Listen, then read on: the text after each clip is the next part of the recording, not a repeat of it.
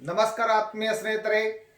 I, Mr. Basavaraj Nippani, would like to welcome you all for Karnataka Academy YouTube education channel. Dear friends, as you all know, in our previous video class, we have discussed about one of the important topics of your GPSTR English syllabus, that is degrees of comparison. ನಾವು ಹಿಂದಿನ ಸಂಚಿಕೆಯಲ್ಲಿ ತರತಮ ವಾಚಕಗಳ ಬಗ್ಗೆ ಅಧ್ಯಯನ ಮಾಡಿದ್ದೇವೆ. ಆತ್ಮೀಯ ಸ್ನೇಹಿತರೆ, ತಮಗೆಲ್ಲರಿಗೂ ಮತ್ತೊಮ್ಮೆ ನಮಸ್ಕಾರಗಳು. ಇವತ್ತಿನ ಸಂಚಿಕೆಯಲ್ಲಿ ನಾವು ಇನ್ನೊಂದು ಇಂಪಾರ್ಟೆಂಟ್ ಟಾಪಿಕ್ ಆಗಿರತಕ್ಕಂತಹ ಫಿಗರ್ಸ್ ಆಫ್ ಸ್ಪೀಚ್ ಬಗ್ಗೆ ಅಧ್ಯಯನ ಮಾಡೋಣ. ಸೊ ಎರಡನೇ ಏರಿಯಾದಲ್ಲಿ ಬರ್ತಿರ್ತಕ್ಕಂತಹ ಮತ್ತೊಂದು ಪ್ರಮುಖವಾಗಿರ್ತಕ್ಕಂಥ topic figures of speech. I hope you all know about figures of speech. ಹಾಗಾದರೆ ಫಿಗರ್ಸ್ ಆಫ್ ಸ್ಪೀಚ್ ಅಂತಂದ್ರೆ ಏನು? ಕನ್ನಡದಲ್ಲಿ ಅದಕ್ಕೆ ಏನಂತ ಕರಿತೀವಿ? ಅಲಂಕಾರಗಳು. ಕನ್ನಡದಲ್ಲಿ ಅದಕ್ಕೆ ಏನಂತ ಕರಿತೀವಿ ನಾವು? ಅಲಂಕಾರಗಳು ಅಂತೇಳಿ ಕರಿತೀವಿ.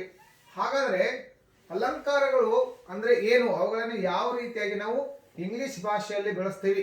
ಇಲ್ಲಿ ನೋಡ್ಕೊಳ್ರಿ, ಫಿಗರ್ಸ್ ಆಫ್ ಸ್ಪೀಚ್ ಅಂತಂದ್ರೆ ಭಾಷೆಯನ್ನ ಸುಂದರವಾಗಿ ಬಳಸಲಿಕ್ಕೆ, ಭಾಷೆಯನ್ನ ಸುಂದರವಾಗಿ ಮಾತನಾಡಲಿಕ್ಕೆ ಕೆಲವೊಂದಿಷ್ಟು ಶಬ್ದಗಳನ್ನು ನಾವೇನ್ ಮಾಡ್ತೀವಿ, ಕೆಲವೊಂದಿಷ್ಟು ವಾಕ್ಯಗಳನ್ನ, ಕೆಲವೊಂದಿಷ್ಟು ರೈಮಿಂಗ್ ವರ್ಡ್ಸ್ಗಳನ್ನ, ಕೆಲವೊಂದಿಷ್ಟು ಅಜೆಕ್ಟಿವ್ಸ್ಗಳನ್ನ, ಕೆಲವೊಂದಿಷ್ಟು ಫ್ರೇಸಸ್ಗಳನ್ನ ನಾವು ಏನ್ ಮಾಡ್ತೀವಿ, ಭಾಷೆಯಲ್ಲಿ ಬಳಸ್ತೀವಿ. ಯಾಕೆ? ಭಾಷೆಯ ಸೌಂದರ್ಯವನ್ನ ಹೆಚ್ಚು ಮಾಡಲಿಕ್ಕೆ. ಅವುಗಳಿಗೆ ಕನ್ನಡದಲ್ಲಿ ಏನಂತ ಕರಿತೇವೆ ನಾವು? ಅಲಂಕಾರಗಳು ಅಂತ ಕರಿತೇವೆ. ಅಲಂಕಾರ ಅಂತಂದ್ರೆ ಏನು? ಅಲಂಕಾರ ಅಂತಂದ್ರೆ ಸೌಂದರ್ಯವನ್ನ ಹೆಚ್ಚಿಸ್ತಕ್ಕಂಥದ್ದು. ಭಾಷೆಯಲ್ಲಿ ಅಲಂಕಾರದ ಕೆಲಸ ಏನು? So when we read the language, we should get the beauty of that. When we speak the language, we should experience the beauty of that. ಅಂತಂದ್ರೆ ನಾವು ಮಾತನಾಡ್ತಿರ್ತಕ್ಕಂಥ ಸಂದರ್ಭದಲ್ಲಾಗಿರ್ಬಹುದು, ಓದ್ತಕ್ಕಂಥ ಸಂದರ್ಭದಲ್ಲಾಗಿರ್ಬಹುದು, ಬರೀತಕ್ಕಂಥ ಸಂದರ್ಭದಲ್ಲಾಗಿರ್ಬಹುದು, ಭಾಷೆಯ ನೈಪುಣ್ಯತೆಯನ್ನ, ಭಾಷೆಯ ಸೌಂದರ್ಯವನ್ನು ನಾವೇನ್ ಮಾಡಬೇಕಾಗ್ತದೆ? ಫೀಲ್ ಮಾಡಬೇಕಾಗ್ತದೆ. We should experience the beauty of language. So in such cases, to experience the beauty of language while in reading, while in speaking and while in writing, we use different kinds of words, different kinds of patterns, we use different kinds of sounds, we use different kinds of words and also sentences to drag the attention of reader, to drag the attention of listener, right ಅಲ್ಲ? So ನಾವು ಮಾತನಾಡ್ತಿರ್ತಕ್ಕಂಥ ಸಂದರ್ಭದಲ್ಲಿ ಕೇಳುಗರ ಒಂದು attention ಅನ್ನ drag ಮಾಡಲಿಕ್ಕೆ, ಓದ್ತಿರ್ತಕ್ಕಂಥ ಸಂದರ್ಭದಲ್ಲಿ ಓದುಗರ attention ಅನ್ನ ಡ್ರ್ಯಾಗ್ ಮಾಡಲಿಕ್ಕೆ ನಾವು ಕೆಲವೊಂದಿಷ್ಟು ಸುಂದರವಾಗಿರ್ತಕ್ಕಂಥ ವಾಕ್ಯಗಳನ್ನ, ಕೆಲವೊಂದಿಷ್ಟು ಸುಂದರವಾಗಿರ್ತಕ್ಕಂಥ ಶಬ್ದಗಳನ್ನ ಏನ್ ಮಾಡ್ತೀವಿ? ಭಾಷೆಯಲ್ಲಿ ಬಳಸ್ತೀವಿ. ಅವುಗಳಿಗೆ ನಾವೇನಂತ ಕರಿತೀವಿ? ಅಲಂಕಾರಗಳು ಅಥವಾ ಫಿಗರ್ಸ್ ಆಫ್ ಸ್ಪೀಚ್. ಇಲ್ಲಿ ನೀವು ಡೆಫಿನೇಷನ್ ಅನ್ನು ನೋಡ್ಕೊಂಡಾಗ ನಿಮ್ಗೆ ಅರ್ಥ ಆಗುತ್ತೆ. we use so many phrases and words to make the language beautiful and impressive. ಅಂತಂದ್ರೆ ಈ ಡೆಫಿನೇಷನ್ ಹೇಳೋ ಪ್ರಕಾರ ನಾವು ಪ್ರತಿಯೊಂದು ಭಾಷೆಯಲ್ಲಿ, that is not only in English, ಯಾವುದೇ ಭಾಷೆ ಆಗಿರ್ಬೋದು, ಪ್ರತಿಯೊಂದು ಭಾಷೆಯಲ್ಲಿ ನಾವೇನ್ ಮಾಡ್ತೀವಿ? ಕೆಲವೊಂದಿಷ್ಟು ಫ್ರೇಜಸ್ಗಳನ್ನ, ಅಂತಂದ್ರೆ ವಾಕ್ಯಾಂಗಗಳನ್ನ, ಕೆಲವೊಂದಿಷ್ಟು ವರ್ಡ್ಸ್ಗಳನ್ನ ಏನ್ ಮಾಡ್ತೀವಿ? ಲ್ಯಾಂಗ್ವೇಜ್ ಅನ್ನ ಇಂಪ್ರೆಸಿವ್ ಮಾಡಲಿಕ್ಕೆ, ಲ್ಯಾಂಗ್ವೇಜ್ ಅನ್ನ ಬ್ಯೂಟಿ ಮಾಡಲಿಕ್ಕೆ ನಾವೇನ್ ಮಾಡ್ತೀವಿ? ಕೆಲವೊಂದಿಷ್ಟು ಸುಂದರವಾಗಿರ್ತಕ್ಕಂತಹ ಶಬ್ದಗಳನ್ನು ಬಳಸ್ತೀವಿ. That may be a pattern, that may be a sound, that may be a rhyme scheme, or that may be any phrase or any other kind of word. So ಯಾವೆಲ್ಲ ಶಬ್ದಗಳನ್ನು ನಾವು ಅಥವಾ ಯಾವೆಲ್ಲ ಶಬ್ದಗಳನ್ನು ಬಳಸ್ಕೊಂಡು ನಾವು ಸುಂದರವಾಗಿರ್ತಕ್ಕಂಥ ವಾಕ್ಯಗಳನ್ನು ಮಾಡ್ತೀವಿ. ಯಾಕೆ? To increase the beauty of language, to impress the beauty of language, or to impress the reader, or to impress the listener. We use some different kinds of phrases, words, rhymes, patterns, sounds in languages. Thus, that is the use what we call as figures of speech. ಆ ಎಲ್ಲ ರೀತಿಯ ಶಬ್ದಗಳ ಬಳಕೆಯನ್ನ ಭಾಷೆಯಲ್ಲಿ ಮಾಡಿದರೆ ಅದಕ್ಕೆ ನಾವೇನಂತ ಕರಿತೀವಿ? ಫಿಗರ್ಸ್ ಆಫ್ ಸ್ಪೀಚ್ ಅಂತ ಕರಿತೀವಿ. The use of such impressive words and phrases in the language are called figures of speech. Figures of speech are extensively and effectively used in poetry to express the ideas and feelings in impressive manner. So ಅಲ್ಲಿ ಮತ್ತೊಂದು ಮುಖ್ಯವಾಗಿರ್ತಕ್ಕಂತಹ ಏನಿದೆ ಅಂತಂದ್ರೆ ಉದ್ದೇಶ ಇದೆ. ಯಾಕೆ ನಾವು ಈ ರೀತಿಯಾಗಿರ್ತಕ್ಕಂಥ ಶಬ್ದಗಳನ್ನ, ಯಾಕೆ ಈ ರೀತಿಯಾಗಿರ್ತಕ್ಕಂಥ ಫ್ರೇಜಸ್ಗಳನ್ನ ಅಥವಾ ರೈಮ್ ಸ್ಕೀಮ್ಸ್ಗಳನ್ನ ಅಥವಾ ಸೌಂಡ್ಸ್ಗಳನ್ನ ಭಾಷೆಯಲ್ಲಿ ಬಳಸ್ತೀವಿ ಅಂತಂದ್ರೆ ನಾವು ರೀಡರ್ಸ್ ಅಟೆನ್ಷನ್ ಅನ್ನ ಏನ್ ಮಾಡ್ಲಿಕ್ಕೆ? ಡ್ರ್ಯಾಗ್ ಮಾಡ್ಲಿಕ್ಕೆ. Especially these kinds of figures of speech R used in poetry. ಅಂತಂದ್ರೆ ಪೋಯಮ್ಗಳಲ್ಲಿ ಏನ್ ಮಾಡ್ತೀವಿ? ಕವನಗಳಲ್ಲಿ, ಕವಿತೆಗಳಲ್ಲಿ, ಹಾಡುಗಳಲ್ಲಿ ನಾವೇನ್ ಮಾಡ್ತೀವಿ, ಈ ರೀತಿಯಾಗಿರ್ತಕ್ಕಂತಹ ಸಾಲುಗಳನ್ನ ಬಳಸ್ತೀವಿ. ಯಾಕಂತಂದ್ರೆ ಕೇಳುಗರ ಒಂದು ಅಟೆನ್ಷನ್ ಅನ್ನ ಡ್ರ್ಯಾಗ್ ಮಾಡ್ಲಿಕ್ಕೆ, ಕೇಳುಗರ ಒಂದು ಮನಸ್ಥಿತಿಯನ್ನ ನಮ್ಮ ಪೋಯಂ ಮೇಲೆ ಸೆಳಿಲಿಕ್ಕೆ, ಅಥವಾ ಓದುಗರ ಕೇಳುಗರ ಒಂದು ಅಟೆನ್ಷನ್ ಅನ್ನ ಹಿಡಿದಿಟ್ಕೊಳ್ಳಿಕ್ಕೆ ನಾವೇನ್ ಮಾಡ್ತೀವಿ, ಈ ರೀತಿಯಾಗಿರ್ತಕ್ಕಂಥ ಸಾಲುಗಳನ್ನ, ವಾಕ್ಯಗಳನ್ನ ಭಾಷೆಯಲ್ಲಿ ಬಳಸ್ತೀವಿ. ಎಸ್ಪೆಷಲಿ ಪೊಯೆಟ್ಸು ಇನ್ನು ಲಿಟರರಿ ವರ್ಕ್ಸ್ಗಳಲ್ಲಿ, ಲಿಟ್ರೇಚರ್ನಲ್ಲಿ ಈ ರೀತಿಯಾಗಿರ್ತಕ್ಕಂಥ ಸಾಲುಗಳನ್ನು ನಾವೇನ್ ಮಾಡ್ತೀವಿ, ಬಳಸ್ತೀವಿ. ಆ ಎಲ್ಲ ಸಾಲುಗಳಿಗೆ, ಆ ಎಲ್ಲ ಶಬ್ದಗಳಿಗೆ ನಾವೇನಂತ ಕರಿತೀವಿ, ಅಲಂಕಾರಗಳು ಅಂತ ಕರಿತೀವಿ. ದೆನ್ ಹಾಗಾದ್ರೆ ಅಲಂಕಾರಗಳಲ್ಲಿ ಎಷ್ಟು ಪ್ರಕಾರಗಳಿದಾವೆ? How many types are there in figures of speech? How many types are there in figures of speech? When it comes to English language, there are many figures of speech. In today's session, we shall discuss about some important figures of speech. ನೀವು English ಭಾಷೆನ ತೆಗೆದುಕೊಂಡಾಗ ಅಲ್ಲಿ ಸಾಕಷ್ಟು ರೀತಿಯಾಗಿರ್ತಕ್ಕಂಥ figures of ಸ್ಪೀಚ್ಗಳಿದಾವೆ. But from the exam point of view, we shall study some important figures of speech in today's class. So ನೀವು English ಭಾಷೆನ ತೆಗೆದುಕೊಂಡಾಗ ಅಲ್ಲಿ ಬೇರೆ ಬೇರೆ ಪ್ರಕಾರಗಳಾಗಿರ್ತಕ್ಕಂತಹ ಫಿಗರ್ಸ್ ಆಫ್ ಸ್ಪೀಚ್ಗಳನ್ನು ನೋಡಬಹುದು, ಅಲಂಕಾರಗಳನ್ನು ನೋಡಬಹುದು. As you all study in Kannada also, ಕನ್ನಡದಲ್ಲಿ ಸಹಿತ ಕೆಲವೊಂದಿಷ್ಟು ಮುಖ್ಯವಾಗಿರ್ತಕ್ಕಂಥ ಅಲಂಕಾರಗಳಿದಾವೆ. So from the exam point of view, let us study some important figures of speech. ಹಾಗಾದ್ರೆ once again let us try to understand what is mean by figures of speech. We use some different kinds of phrases and words in language to impress and to beautify the language. The use of such words are called figures of speech. And especially figures of speech are used in literature and in poetry to drag the attention of reader and the listener. That is, thus use of these kinds of words what we call as figures of speech. ಹಾಗಾದ್ರೆ ಇವಾಗ ಮುಂದಿನ ಒಂದು ಪ್ರಕಾರಕ್ಕೆ ಹೋಗೋಣ. ಹಾಗಾದ್ರೆ as I already told you, there are many kinds in figures of speech. ಮೊದಲನೇ ಮುಖ್ಯ ಪ್ರಕಾರ ಯಾವುದು? ಅದು ಸಿಮಿಲಿ. ಮೊದಲನೇ ಮುಖ್ಯ ಪ್ರಕಾರ ಯಾವುದು? ಸಿಮಿಲಿ ಅಂತ ಅರ್ಥ. So this is the first and foremost figures of speech.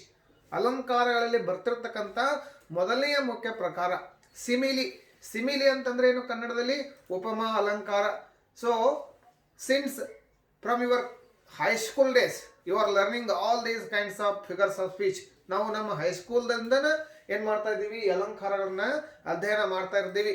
ಆದರೆ ಕೆಲವೊಂದಿಷ್ಟು ಬಾರಿ ಅವುಗಳನ್ನು ನಾವು ರೆಗ್ಯುಲರ್ ಆಗಿ ನೋಡದೇ ಇರೋದ್ರಿಂದ ಅವುಗಳನ್ನು ನಾವು ಮರೆತು ಬಿಟ್ಟಿರ್ತೀವಿ. ಸೊ ಇಲ್ಲಿ ಉಪಮಾ ಅಲಂಕಾರ ಅಂತಕ್ಕಂಥದ್ದು ಅತ್ಯಂತ ಪ್ರಮುಖವಾಗಿರ್ತಕ್ಕಂಥ ಅಲಂಕಾರ. ಇದು ಅಲಂಕಾರಗಳಲ್ಲಿ ಬರ್ತಿರ್ತಕ್ಕಂಥ ಮೊದಲನೇ ಪ್ರಕಾರ. ಉಪಮಾ ಅಲಂಕಾರ ಅಂತಂದ್ರೆ ಏನು? So in our day to day communication, when we language, we use these all kinds of figures of speech, but we are unable to find which figures of speech it is. What I mean to say is, ನಾವು ನಮ್ಮ ದಿನನಿತ್ಯದ ಬಳಕೆಯಲ್ಲಿ ಏನು ಮಾಡ್ತೀವಿ? ಈ ರೀತಿಯಾಗಿರ್ತಕ್ಕಂಥ ಎಲ್ಲ ವಾಕ್ಯಗಳನ್ನು ನಾವು ಬಳಸ್ತೀವಿ. ನಮ್ಮ ದಿನನಿತ್ಯದ ವಾಕ್ಯಗಳಲ್ಲಿ ನಮ್ಮ ರೆಗ್ಯುಲರ್ ಟಾಕ್ನಲ್ಲಾಗಿರ್ಬೋದು, ಜನರಲ್ ಟಾಕ್ನಲ್ಲಾಗಿರ್ಬೋದು, ಫಾರ್ಮಲ್ ಟಾಕ್ನಲ್ಲಾಗಿರ್ಬೋದು, ಅಫಿಷಿಯಲ್ ಟಾಕ್ನಲ್ಲಾಗಿರ್ಬೋದು, ಪ್ರೊಫೆಷನಲ್ ಟಾಕ್ನಲ್ಲಾಗಿರ್ಬೋದು, ಎಲ್ಲ ರೀತಿಯಾಗಿರ್ತಕ್ಕಂಥ ದಿನನಿತ್ಯದ ಮಾತುಗಳಲ್ಲಿ ನಾವೇನು ಮಾಡ್ತೀವಿ? ಈ ರೀತಿಯಾಗಿರ್ತಕ್ಕಂಥ ವಿಭಿನ್ನವಾಗಿರ್ತಕ್ಕಂಥ ವಾಕ್ಯಗಳನ್ನು ಯೂಸ್ ಮಾಡ್ತೀವಿ. ಆದರೆ ನಮ್ಗೇನು ಐಡಿಯಾ ಇರೋದಿಲ್ಲ ಅಂತಂದರೆ ನಾವು ಯಾವ ಫಿಗರ್ಸ್ ಆಫ್ ಸ್ಪೀಚನ್ನು ಯೂಸ್ ಮಾಡ್ತಾ ಇದ್ದೀವಿ ಅಂತಕ್ಕಂಥದ್ರ ಬಗ್ಗೆ ಐಡಿಯಾ ಇರೋದಿಲ್ಲ. So that can be studied in today's class. So let us come to the first one, that is simile. ಮೊದಲನೇ ಪ್ರಕಾರ ಯಾವುದು? ಸಿಮಿಲಿ ಅಂತಕ್ಕಂಥದ್ದು. ಹಾಗಾದ್ರೆ ಸಿಮಿಲಿ ಅಂತಂದ್ರೆ ಏನು? ಉಪಮಾ ಅಲಂಕಾರ. ಕನ್ನಡದಲ್ಲಿ ಅದಕ್ಕೆ ಏನಂತ ಕರಿತೇವೆ? ಉಪಮಾ ಅಲಂಕಾರ. ಉಪಮಾ ಅಲಂಕಾರ. ಉಪಮಾ ಅಲಂಕಾರ ಅಂತಂದ್ರೆ ಏನು?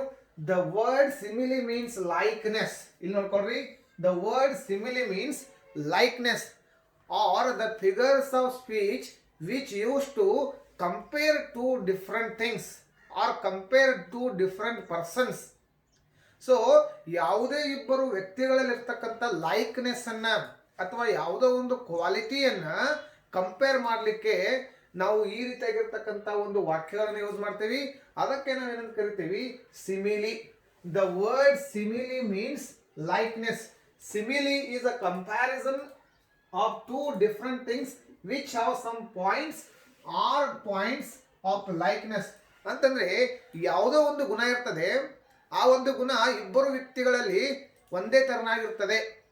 ಸೊ ಇಬ್ಬರು ವ್ಯಕ್ತಿಗಳಲ್ಲಿ ಇರ್ತಕ್ಕಂಥ ಒಂದೇ ಗುಣವನ್ನ ಕಂಪೇರ್ ಮಾಡ್ತಕ್ಕಂಥ ಸಂದರ್ಭಗಳಲ್ಲಿ ಕೆಲವೊಂದಿಷ್ಟು ಸುಂದರವಾಗಿರ್ತಕ್ಕಂಥ ವಾಕ್ಯಗಳನ್ನು ನಾವು ಭಾಷೆಯಲ್ಲಿ ಬಳಸ್ತೀವಿ. ಅದಕ್ಕೆ ನಾವೇನಂತ ಕರಿತೀವಿ?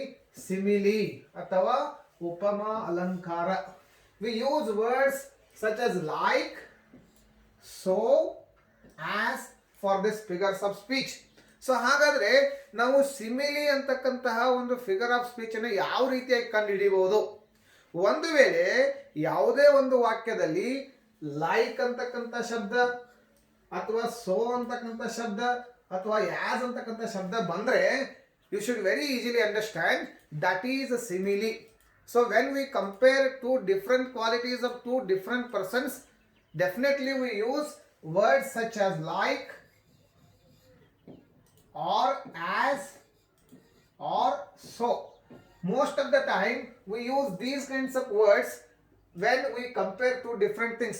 Especially in previous class we have discussed about degrees of comparison. Degrees of comparison ಅಲ್ಲಿ ಈ ರೀತಿಯಾಗಿರ್ತಕ್ಕಂಥ ಶಬ್ದಗಳನ್ನು ನಾವು ಯೂಸ್ ಮಾಡಿದ್ದೀವಿ.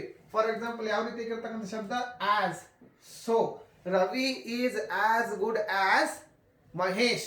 Ravi is as good as Mahesh. ಅದು ಒಂದು ಪಾಸಿಟಿವ್ ಡಿಗ್ರಿಯಲ್ಲಿ ಇರ್ತಕ್ಕಂಥ ವಾಕ್ಯ. ಆದರೂ ಸಹಿತ ಆ ಒಂದು ವಾಕ್ಯವನ್ನು ನಾವು ಏನಂತ ಕರಿಬಹುದು? ಸಿಮಿಲಿ ಅಂತ ಕರಿಬಹುದು. ಯಾಕಂದ್ರೆ ಅಲ್ಲಿ ಆಸ್ ಇದೆ. ಸೋ ಅಂತಕ್ಕಂಥ ಒಂದು ಶಬ್ದವನ್ನು ಸಹಿತ ನಾವು ಆ ರೀತಿಯಾಗಿರ್ತಕ್ಕಂಥ ವಾಕ್ಯಗಳಲ್ಲಿ ಬಳಸ್ತೀವಿ. ಫಾರ್ ಎಕ್ಸಾಂಪಲ್ ಹಾಗೆ Dravid is not so good as Sachin. We have already used this sentence. Dravid is not so good as Sachin. So ಇಲ್ಲಿ ಸೋ ಅಂತಕ್ಕಂಥ ಶಬ್ದ ಯೂಸ್ ಆಗ್ತದೆ. So what I mean to say is, in which sentences you find words such as like or as or so, you must try to understand they are the sentences of simile. ಅವು ಉಪಮಾ ಅಲಂಕಾರಕ್ಕೆ ಸಂಬಂಧಪಟ್ಟಿರ್ತಕ್ಕಂಥ ವಾಕ್ಯಗಳಾಗಿರುತ್ತವೆ. Right ಅಲ್ಲ? So this is the simple rule of simile. ಇದು ಮೊದಲನೇ ಪ್ರಕಾರ. ಹಾಗಾದ್ರೆ ಇಲ್ಲೊಂದು ಕೆಲವೊಂದಿಷ್ಟು ಉದಾಹರಣೆಗಳನ್ನು ಕೊಟ್ಟಿದ್ದೀನಿ. Let us try to understand. Let us see the first example. Ravi fights like a lion in the battle. ಇಲ್ಲಿ ನೋಡ್ಕೊಳ್ರಿ, ಲೈಕ್ ಅಂತಕ್ಕಂಥ ಶಬ್ದ ಇದೆ. ಇಲ್ಲಿ ರವಿ ಅಂತಕ್ಕಂಥ ಒಬ್ಬ ವ್ಯಕ್ತಿ ಇದ್ದಾನೆ. ಆಮೇಲೆ ಮತ್ತೊಂದು ವ್ಯಕ್ತಿ ಏನಿದೆ? ಇಲ್ಲಿ ಲಾಯಿನ್ ಅಂತಕ್ಕಂಥ ವ್ಯಕ್ತಿ ಇದೆ. ರೈಟ್ ಅಲ್ಲ? ಇಲ್ಲಿ ಎರಡು ಬೇರೆ ಬೇರೆ ವಿಭಿನ್ನ ವ್ಯಕ್ತಿಗಳಿಗಿರ್ತಕ್ಕಂಥ ಪರ್ಸನಾಲಿಟಿಯನ್ನ ಅಥವಾ ಎರಡು ವಿಭಿನ್ನ ನಾಮಪದಗಳಿಗಿರ್ತಕ್ಕಂತಹ ಒಂದು ಕ್ವಾಲಿಟಿಯನ್ನ ಕಂಪೇರ್ ಮಾಡ್ತಾ ಇದ್ದೀವಿ. ಇಲ್ಲಿ Ravi fights like a lion in the battle. Ravi ಏನ್ ಮಾಡ್ತಾನೆ? ಸಿಂಹದ ತರ ಹೋರಾಡ್ತಾನೆ. ಎಲ್ಲಿ? ಬ್ಯಾಟಲ್ನಲ್ಲಿ ಅಂತಂದ್ರೆ ಯುದ್ಧದಲ್ಲಿ ರವಿ ಸಿಂಹದ ತರ ಹೋರಾಡ್ತಾನೆ. ಅಂತಂದ್ರೆ ರವಿಗೆ ಸಿಂಹದಷ್ಟು ಶಕ್ತಿ ಇದೆ. ಅವನು ಸಿಂಹದಷ್ಟು ಧೈರ್ಯವನ್ನು ಹೊಂದಿದ್ದಾನೆ. ಸಿಂಹದ ಎಲ್ಲಾ ಗುಣಗಳನ್ನು ಹೊಂದಿದ್ದಾನೆ ಅಂತಕ್ಕಂಥದ್ದು ಈ ವಾಕ್ಯದ ಅರ್ಥ. ಇಲ್ಲಿ ಲೈಕ್ ಅಂತಕ್ಕಂಥ ಶಬ್ದ ಏನ್ ಮಾಡ್ತದೆ? This shows the likeness between the lion and Ravi.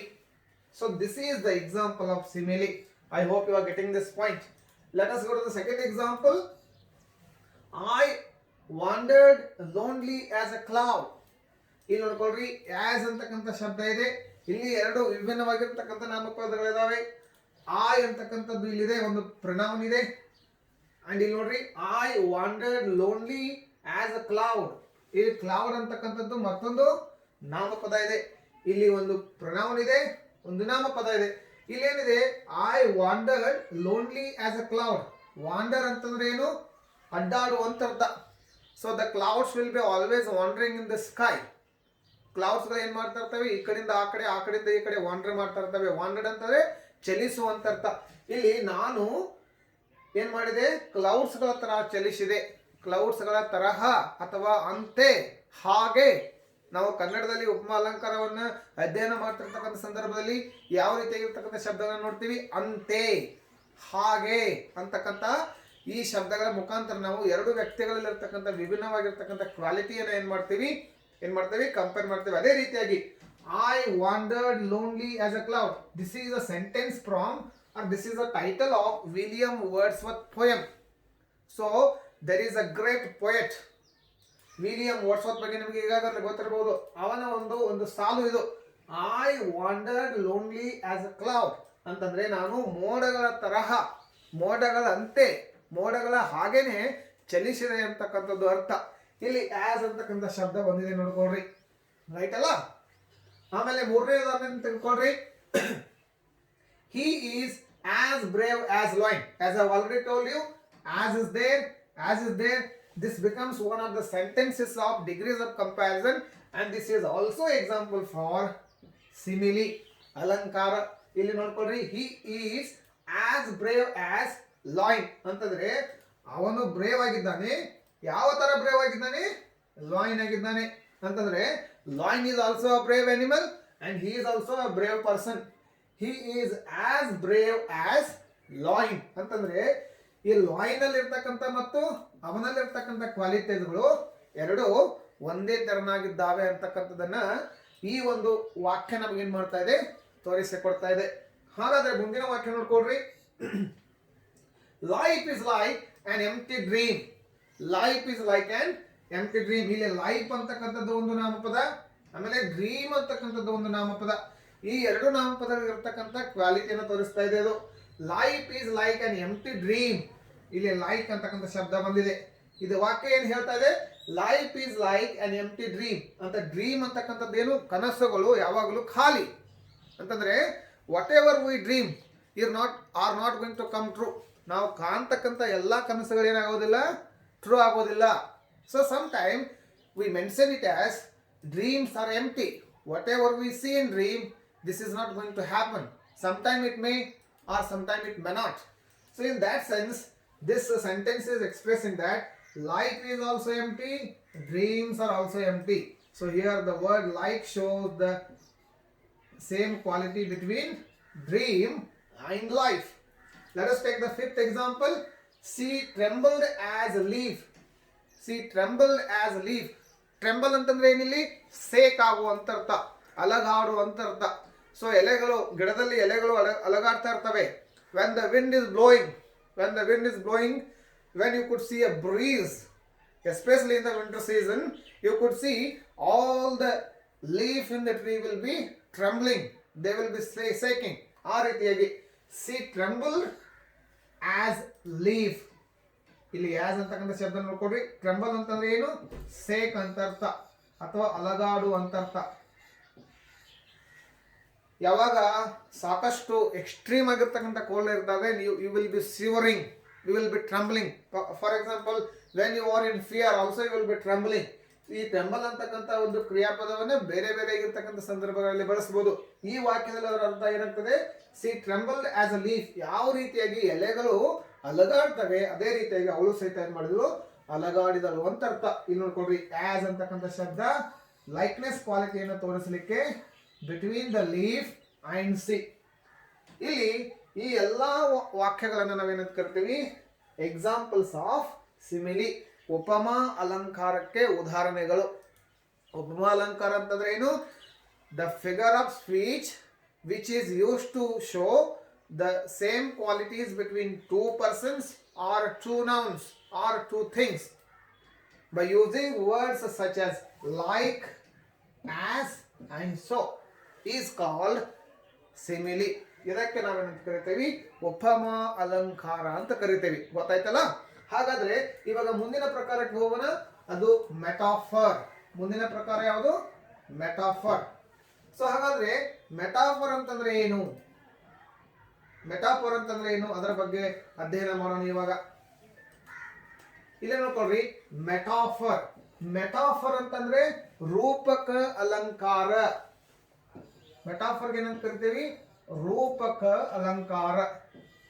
ರೂಪಕ ಅಲಂಕಾರ ಅಂತಂದ್ರೆ ಏನು?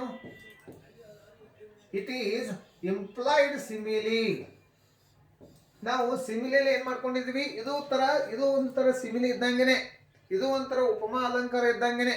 ಆದ್ರೆ ಕೆಲವೊಂದಿಷ್ಟು ಬೇರೆ ಆಗಿರ್ತಕ್ಕಂಥ ವ್ಯತ್ಯಾಸವನ್ನ, ವಿಭಿನ್ನತೆಯನ್ನು ಹೊಂದಿರ್ತದೆ ಇದು. It is implied simile. So ಇಲ್ಲಿ ಸಿಮಿಲಿಯಲ್ಲಿ ಏನ್ ಮಾಡ್ತವೆ? ಈಗಾಗಿ ನಾವು ಅಧ್ಯಯನ ಮಾಡಿರೋ ಹಾಗೆ ಸಿಮಿಲಿಯಲ್ಲಿ ಎರಡು ಡಿಫ್ರೆಂಟ್ ಥಿಂಗ್ಸ್ಗಳಲ್ಲಿರ್ತಕ್ಕಂಥ, ಎರಡು ಡಿಫ್ರೆಂಟ್ ನೌನ್ಸ್ಗಳಲ್ಲಿರ್ತಕ್ಕಂಥ ಕ್ವಾಲಿಟಿ ಒಂದೇ ಆಗಿದೆ ಅಂತಕ್ಕಂಥದ್ದನ್ನು ತೋರಿಸಲಿಕ್ಕೆ, ಕಂಪ್ಯಾರಿಸನ್ ಮಾಡಲಿಕ್ಕೆ ಸಿಮಿಲಿಯನ್ನು ಯೂಸ್ ಮಾಡ್ತೀವಿ. ಆದರೆ when we come to metaphor, metaphor is an implied simile. Implied simile ಅಂತಂದ್ರೆ ಇಲ್ಲಿ ಎರಡು ಬೇರೆ ಬೇರೆ ವಸ್ತುಗಳ ಕ್ವಾಲಿಟಿಯನ್ನು ಕಂಪೇರನ್ನು ಇಂಡೈರೆಕ್ಟ್ ಆಗಿ ಮಾಡ್ತೀವಿ. there will be direct comparison in simile. Here there will be indirect comparison. So means what I mean to say is, ಇಲ್ಲಿ ನಾವು ಏನು ಮಾಡ್ತೀವಿ? ಆ ವಸ್ತು, ಒಂದು ವಸ್ತು ಮತ್ತೊಂದು ವಸ್ತುನೇ ಆಗಿದೆ. ಅದರ ಥರ ಅಂತಲ್ಲ, ಆ ಒಂದು ವಸ್ತು ಮತ್ತೊಂದು ವಸ್ತುನೇ ಆಗಿದೆ ಅಂತ ಅರ್ಥ. ಇಲ್ಲಿ ಇಂಡೈರೆಕ್ಟ್ ಕಂಪ್ಯಾರಿಸನ್ ಇರ್ತದೆ. Hidden comparison will be there in metaphor. In simile there will be direct comparison between two different things, two different nouns. But when it comes to metaphor, there will be hidden comparison or indirect comparison. You could see a metaphor is an implied simile in which two things are treated as one. ಅಂತಂದ್ರೆ ಎರಡು ಬೇರೆ ಬೇರೆ ವಸ್ತುಗಳು ಅಥವಾ ಎರಡು ಬೇರೆ ಬೇರೆ ವ್ಯಕ್ತಿಗಳು ಅಥವಾ ಎರಡು ಬೇರೆ ಬೇರೆ ನಾಮಪದಗಳು ಅಥವಾ ಸರ್ವನಾಮಪದಗಳು ಒಂದೇ ಆಗಿವೆ, ಅವೆರಡು ಒಂದೇ ಆಗಿವೆ ಅಂತಕ್ಕಂಥದ್ದನ್ನ ತೋರಿಸ್ತಕ್ಕಂಥ ಸಂದರ್ಭದಲ್ಲಿ ಕೆಲವೊಂದಿಷ್ಟು ವಾಕ್ಯಗಳನ್ನು ಯೂಸ್ ಮಾಡ್ತೀವಿ. ಅವುಗಳಿಗೆ ನಾವೇನಂತ ಕರಿತೀವಿ? ಮೆಟಾಫರ್ ಅಂತಂದ್ರೆ ರೂಪಕ ಅಲಂಕಾರ. ಅಂತಂದ್ರೆ ಆ ವಸ್ತುಗಳಿಗೆ ಅದರದೇ ಆಗಿರ್ತಕ್ಕಂಥ ರೂಪವನ್ನು ಕೊಡೋದು. ಆಯ್ತಲ್ಲ? ರೂಪ ಅಂತಂದ್ರೆ ಇಲ್ಲಿ ರೂಪವನ್ನು ಕೊಡೋದು ಅಥವಾ ಸೇಪನ್ನು ಕೊಡೋದು, ಆಯ್ತಲ್ಲ? ಅಥವಾ ಬ್ಯೂಟಿಯನ್ನ ಕೊಡೋದು. ರೂಪವನ್ನ ಕೊಡೋದು, ಸೇಪನ್ನ ಕೊಡೋದು. ಯಾವುದಕ್ಕೆ? ಒಂದು ವಸ್ತು ಇದೆ ನಿಮ್ಮ ಕೈ ಹತ್ರ, ಇನ್ನೊಂದು ಕೈಯಲ್ಲಿ ಮತ್ತೊಂದು ವಸ್ತು ಇದೆ.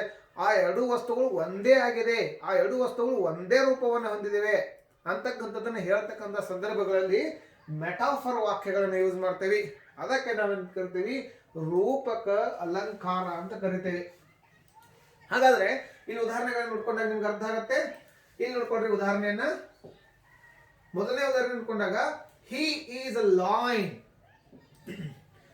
ಇಲ್ಲಿ ಸಿಮಿಲಿಯಲ್ಲಿ ಏನದ್ದೇನ ಮಾಡಿದ್ವಿ? ಹಿ fights like a lion ಅಂತಂದಿದ್ವಿ.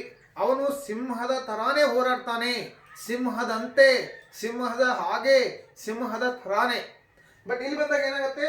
He is a lion, ಅವನೇ ಸಿಂಹ ಆಗಿದ್ದಾನೆ. ಗೊತ್ತಾಯ್ತಲ್ಲ? ಇಲ್ಲಿ ಅವನು ಸಿಂಹದ ತರ ಕ್ವಾಲಿಟಿಯನ್ನು ಹೊಂದಿದಾನಂತಲ್ಲ, ಅವನೇ ಸಿಂಹನಾಗಿದ್ದಾನೆ. ಹಿ ಈಸ್ ಅ ಲಾಯನ್, ಅವನು ಸಿಂಹನಾಗಿದ್ದಾನೆ ಅಂತ ಹೇಳ್ತೀವಿ ನಾವೆಲ್ಲ. ನೋಡ್ಕೊಡ್ರಿ, ಎರಡನೇ ವಾಕ್ಯ ನೋಡ್ಕೊಡ್ರಿ, ಗೊತ್ತಾಗುತ್ತೆ. Variety is the Spice of life. Variety ಅಂತಕ್ಕಂಥದ್ದು, ಸ್ಪೈಸ್ ಅಂತಕ್ಕಂಥದ್ದು ಎರಡು ಸೇಮ್ ಆಗಿವೆ ಅಂತ ಅರ್ಥ. Variety is the Spice of life. Variety ಅಂತಂದ್ರೆ ಏನು? ವಿಭಿನ್ನತೆ. ವಿಭಿನ್ನತೆ ಜೀವನದ ಸಾರ ಇದ್ದ ಹಾಗೆ ಅಂತ ಅರ್ಥ. ಅಂತಂದ್ರೆ ಸಾರ ಮತ್ತು ವಿಭಿನ್ನತೆ ಎರಡು ಒಂದೇ ಆಗಿವೆ ಅಂತ ಅರ್ಥ. ವಿಭಿನ್ನತೆ ಜೀವನದ ಸಾರ, ರೈಟ್ ಅಲ್ಲ? ಆ ರೀತಿಯಾಗಿ ಇಲ್ಲಿ ಮೂರನೇ ಎಕ್ಸಾಂಪಲ್ ನೋಡ್ಕೊಳ್ರಿ. He has a heart of stone. ಇಲ್ಲಿ ನೋಡ್ಕೊಳ್ರಿ, he has a heart of stone. ಇಲ್ಲಿ ಎರಡು ವಿಭಿನ್ನವಾಗಿರ್ತಕ್ಕಂಥ ನಾಮಪದಗಳದಾವೆ. ಅಂತಂದ್ರೆ ಅವನ ಹಾರ್ಟ್ ಹೇಗಾಗಿದೆ? ಕಲ್ಲಾಗಿದೆ ಅಂತ ಅರ್ಥ. ಗೊತ್ತಾಯ್ತಲ್ಲ? His heart is like stone ಅಲ್ಲ ಇಲ್ಲಿ. he has a heart of stone. Sometimes we speak like this. His heart is like stone. His hands are like iron ಅಂತ ಮಾತಾಡ್ತೀವಿ. ಅವನ ಕೈಗಳು ಕಬ್ಬಿಣದ ತರ ಇದೆ ಅಂತ. ಅಲ್ಲಿ ಲೈಕ್ನೆಸ್ ಇದೆ. ಇಲ್ಲಿ ಏನಿದೆ? he has a heart of stone ಅಂತಂದ್ರೆ ಅವನ ಹೃದಯ ಕಲ್ಲು ಅಂತ ಅರ್ಥ. ಗೊತ್ತಾಯ್ತಲ್ಲ? ಈ ರೀತಿಯಾಗಿ ನಾವು ರೂಪಕ ಅಲಂಕಾರವನ್ನು ಯೂಸ್ ಮಾಡ್ತೇವೆ. There is the only simple difference between the metaphor and simile. In simile there will be direct comparison. In metaphor there will be hidden comparison. ನಾಲ್ಕನೇ ಉದಾಹರಣೆಯನ್ನು ನೋಡ್ಕೊಂಡಾಗ ಗೊತ್ತಾಗುತ್ತೆ. My life is an open book. ಅಂತಂದ್ರೆ ಇಲ್ಲಿ book is always open and my life is also open ಅಂತ ಅರ್ಥ. My life is an open book. ನನ್ನ ಜೀವನ ಪುಸ್ತಕ ಅಂತ ಅರ್ಥ. ಅಂತಂದ್ರೆ whatever you want to read you can read it. There is no any hidden information in my life. Everything is open. In that sense we use this sentence in day-to-day communication. My life is an open book. Right ಅಲ್ಲ? Open book ಅಂತಂದ್ರೆ ಏನು? If you need any information about that person, you can get it. Because he has not hidden anything. ಅಂತ ಅರ್ಥ. ಅವನು ಯಾವುದೇ ರೀತಿಯಾಗಿರ್ತಕ್ಕಂಥ ಸತ್ಯಗಳನ್ನ, ಯಾವುದೇ ರೀತಿಯಾಗಿರ್ತಕ್ಕಂಥ ಸಂಗತಿಗಳನ್ನ ತನ್ನ ಜೀವನದಿಂದ ಮುಚ್ಚಿಟ್ಟಿಲ್ಲ ಅಂತ ಅರ್ಥ. In that sense we use this sentence. My life is an open book. Right ಅಲ್ಲ? ಇಲ್ಲಿ ಲೈಫ್ ಮತ್ತು ಬುಕ್ ಎರಡು ಒಂದೇ ರೀತಿಯಾಗಿವೆ ಅಂತಕ್ಕಂಥದ್ದನ್ನ ತೋರಿಸ್ತದೆ ಇಲ್ಲಿ. ಹಾಗಾದ್ರೆ ಮುಂದಿನ ಎಕ್ಸಾಂಪಲ್ ನೋಡ್ಕೊಳ್ರಿ. Life is a dream. Life is a dream. ಹಿಂದಿನ ಒಂದು ಎಕ್ಸಾಂಪಲ್ ನೋಡ್ಕೊಂಡಿದ್ವಿ ನಾವು, ರೈಟ್ ಅಲ್ಲ? ಇಲ್ಲಿ ಸಹಿತ ಅದೇ ರೀತಿಯಾಗಿರ್ತಕ್ಕಂಥ ಎಕ್ಸಾಂಪಲ್ ಬಂದಿದೆ. Life is a dream. ಈ ಲೈಫ್ ಮತ್ತು ಡ್ರೀಮ್ ಎರಡೂ ಒಂದಾಗಿವೆ. ಜೀವನ ಕನಸು ಅಂತ ಅರ್ಥ. ಜೀವನ ಅಂತಕ್ಕಂಥದ್ದೇನು? ಒಂದು ಕನಸು ಅಂತಕ್ಕಂಥದ್ದು ಅರ್ಥ. ಈ ರೀತಿಯಾಗಿ ನಾವು we use different kinds of words. We use variety of words, phrases, sentences, sounds, patterns in language to increase the beauty of reading, to increase the beauty of speaking, or to increase the beauty of writing. All in all, to increase the beauty of language, we use these different kinds of words. That is what we call as figures of speech. And this is all about metaphor. Metaphor ಅಂತಂದ್ರೆ ಏನು? ರೂಪಕ ಅಲಂಕಾರ. ಯಾವುದಕ್ಕೆ ರೂಪವನ್ನು ಕೊಡ್ತೀವಿ ಅದಕ್ಕೆ ರೂಪಕ ಅಲಂಕಾರ ಅಂತ ಹೇಳಿ ಕರಿತೇವೆ. ಹಾಗಾದ್ರೆ ಮುಂದಿನ ಪ್ರಕಾರಕ್ಕೆ ಹೋಗೋಣ. Which is the next one? The next one is personification. ಹಾಗಾದ್ರೆ ಮುಂದಿನ ಪ್ರಕಾರ ಯಾವುದು? ಪರ್ಸೋನಿಫಿಕೇಶನ್. ಪರ್ಸೋನಿಫಿಕೇಶನ್ ಅಂತಂದ್ರೆ ಏನು? ಹಾಗಾದ್ರೆ that is very very important to discuss here. Personification. ಮೊದಲಿಗೆ ಈ ಶಬ್ದದ ಅರ್ಥ ಮಾಡ್ಕೊಳ್ರಿ, so that very easily you can understand what is mean by personification. Person ಅಂತಂದ್ರೆ ಏನು? ವ್ಯಕ್ತಿ ಅಂತ ಅರ್ಥ. ಇಲ್ಲಿ ಪರ್ಸನ್ ಅಂತಂದ್ರೆ ಏನು? ಪರ್ಸನ್ ಅಂತಂದ್ರೆ ಏನು? ವ್ಯಕ್ತಿ ಅಂತ ಅರ್ಥ. ಪರ್ಸೋನಿಫಿಕೇಶನ್ ಅಂತಂದ್ರೆ ಏನು? ವ್ಯಕ್ತಿಯ ರೂಪವನ್ನ ಕೊಡ್ತಕ್ಕಂಥದ್ದಕ್ಕೆ ಏನಂತ ಕರಿತೀವಿ? ಪರ್ಸೋನಿಫಿಕೇಶನ್ ಅಂತ ಕರಿತೀವಿ. ಇಲ್ಲಿ ನೋಡ್ಕೊಂಡಾಗ ಅರ್ಥ ಆಗತ್ತೆ ನಿಮಗೆ. ಪರ್ಸೋನಿಫಿಕೇಶನ್ ಅಂತಂದ್ರೆ ಏನು? ಯಾವುದಕ್ಕೆ ವ್ಯಕ್ತಿಯ ರೂಪವನ್ನ ಕೊಡ್ತೀವಿ, ಯಾವುದಕ್ಕೆ ನಾವು ವ್ಯಕ್ತಿಯ ರೂಪವನ್ನು ಕೊಡ್ತೀವಿ. Wait a minute. ಯಾವುದಕ್ಕೆ ವ್ಯಕ್ತಿಯ ರೂಪವನ್ನು ಕೊಡ್ತೀವಿ ನೋಡ್ಕೊಡ್ರಿ ಇಲ್ಲಿ. Personification. Personification is a figure of speech in which non-living things are described as living things. As I am telling you, personification ಅಂತಂದ್ರೆ ಏನು? ಪರ್ಸನ್ ಅಂತ ಅರ್ಥ. ಪರ್ಸನಿಫಿಕೇಶನ್ ಅಂತಂದ್ರೆ ಏನು? ಯಾವುದೇ ಒಂದು ವಸ್ತುವಿಗೆ ಯಾವ ರೀತಿಯಾಗಿರ್ತಕ್ಕಂಥ ವಸ್ತುವಿಗೆ? ನಿರ್ಜೀವ ವಸ್ತುಗಳಿಗೆ ಸಜೀವ ವಸ್ತುಗಳ ರೂಪವನ್ನು ಕೊಡ್ತಕ್ಕಂಥ ಸಂದರ್ಭಗಳಲ್ಲಿ ನಾವೇನ್ ಮಾಡ್ತೀವಿ? ಕೆಲವೊಂದಿಷ್ಟು ಇಲ್ಲಿ ನಾನು ಈಗಾಗಲೇ ಹೇಳ್ತಿರುವ ಹಾಗೆ ಪರ್ಸನ್ ಅಂತಂದ್ರೆ ಸಜೀವ ವಸ್ತುಗಳ ರೂಪವನ್ನ ಕೊಡ್ತಕ್ಕಂತಹ ಒಂದು ರೂಪಕ್ಕೆ. ಯಾವುದೇ ಒಂದು ನಿರ್ಜೀವ ವಸ್ತುವಿಗೆ ಸಜೀವ ರೂಪವನ್ನ ಕೊಡ್ತಕ್ಕಂಥದ್ದು ಪರ್ಸನ್ ಅಂತಕ್ಕಂಥ ರೂಪವನ್ನ ಕೊಡಬಹುದು. ಪರ್ಸನ್ ಅಂತಂದ್ರೆ ಏನು? ವ್ಯಕ್ತಿ ಅಂತ ಅರ್ಥ. ವ್ಯಕ್ತಿ ಅಂತಂದ್ರೆ ಸಜೀವ ವಸ್ತು ಅಂತ ಅರ್ಥ ಇಲ್ಲಿ. So personification is a figure of speech in which non-living things are described as living things. ಇಲ್ಲಿ ನೋಡ್ಕೊಳ್ರಿ, ಯಾವುದೇ ಒಂದು ನಿರ್ಜೀವ ವಸ್ತು ಸಜೀವ ವಸ್ತುವಿನ ರೂಪವನ್ನ ಕೊಟ್ರೆ ಅದಕ್ಕೆ ನಾವೇನಂತ ಕರಿತೀವಿ? Personification. which takes the shape of person, which takes the quality of person. Right ಅಲ್ಲ? ಯಾವುದು ವ್ಯಕ್ತಿಯ ರೂಪವನ್ನ, ವ್ಯಕ್ತಿಯ ಗುಣವನ್ನ ಪಡ್ಕೊಳ್ತದೆ ಅದು ಏನಾಗಿರ್ಬೇಕು? ನಾನ್ ಲಿವಿಂಗ್ ಥಿಂಗ್ ಆಗಿರಬೇಕು. ನಿರ್ಜೀವ. ಯಾವುದು? ನಿರ್ಜೀವ ವಸ್ತುವಿಗೆ ಸಜೀವ ರೂಪವನ್ನ ಕೊಡ್ತೀವಿ. ಅದಕ್ಕೆ ನಾವೇನಂತ ಕರಿತೀವಿ? ಪರ್ಸೋನಿಫಿಕೇಶನ್ ಅಂತ ಕರಿತೀವಿ. This is very very simple.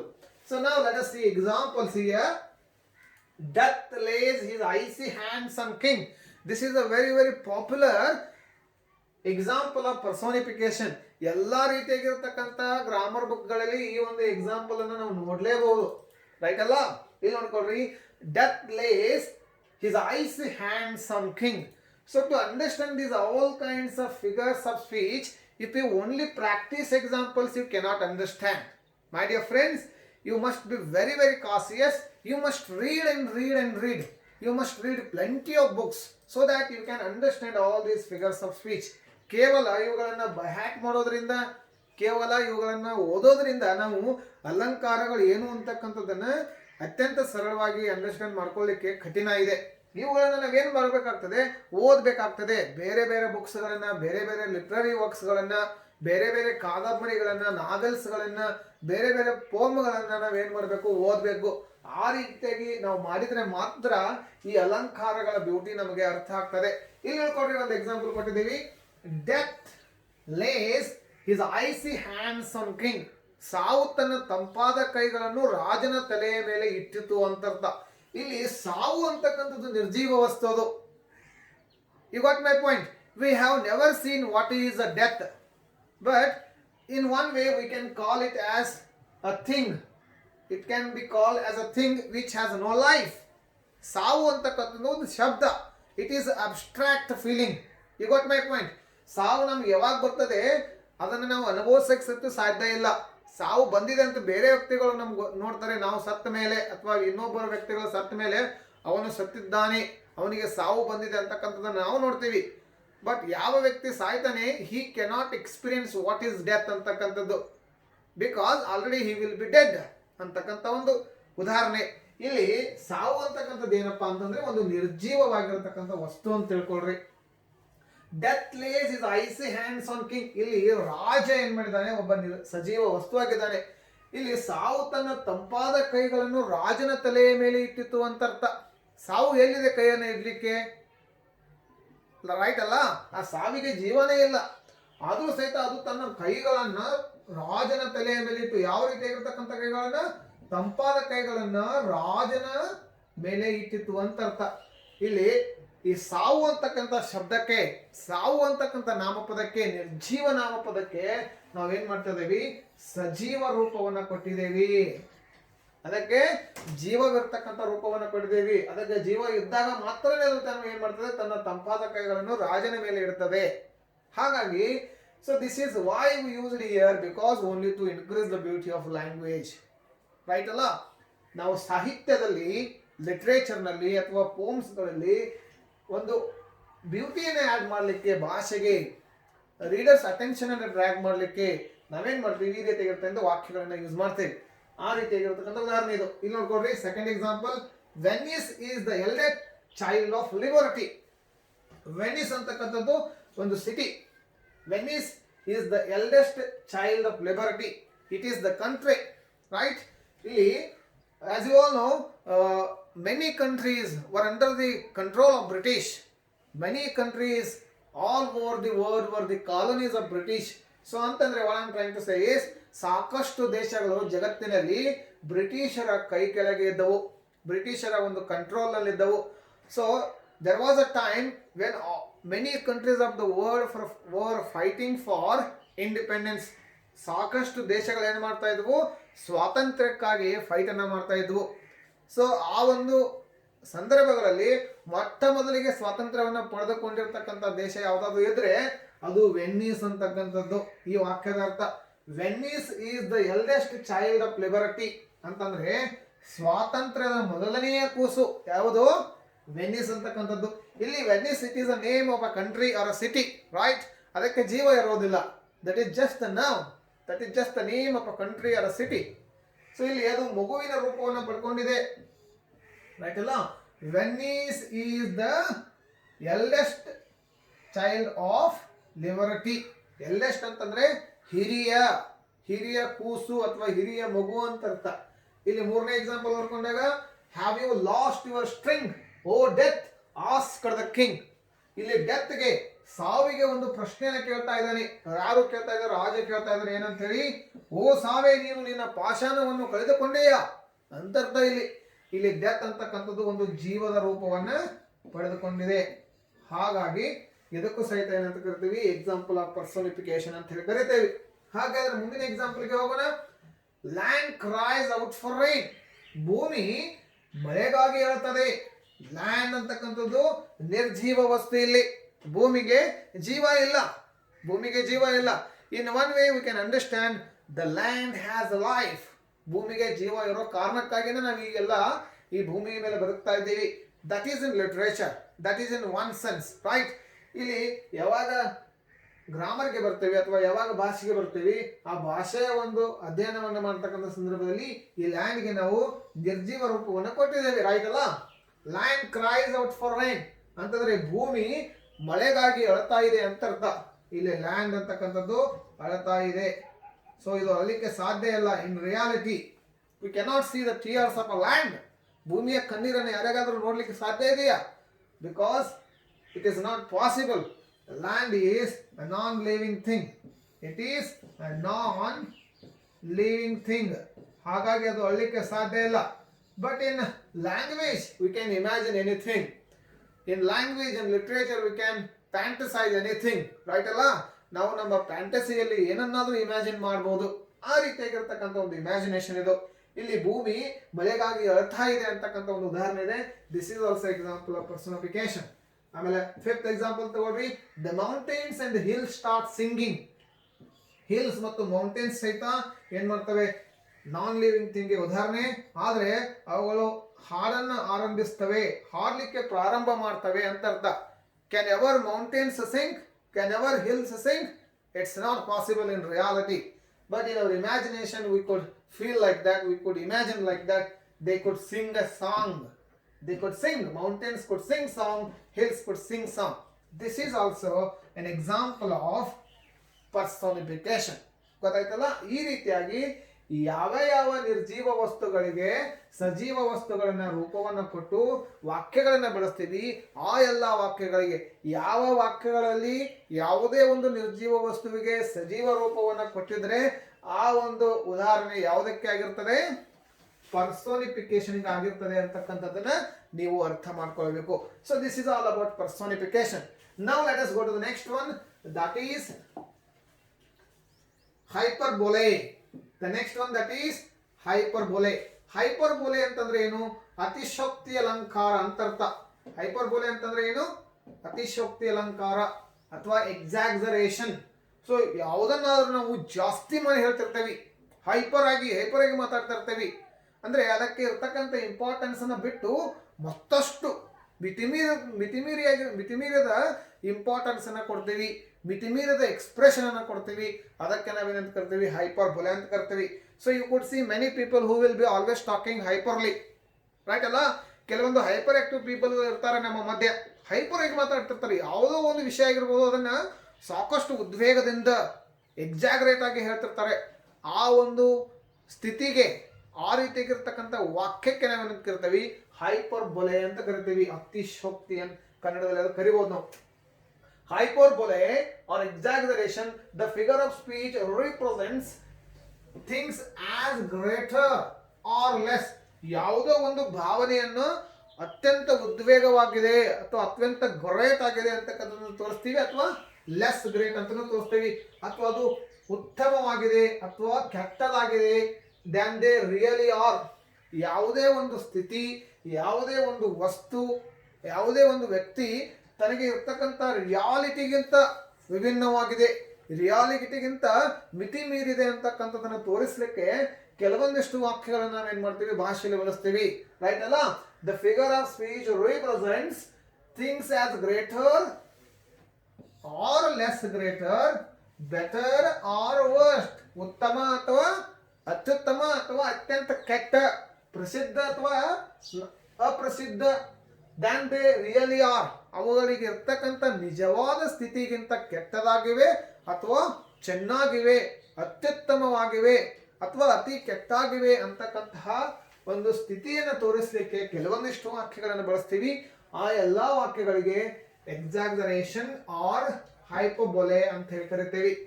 So it tells more of thing than is expected to be believed. It is exaggeration, ಆಯ್ತಲ್ಲ?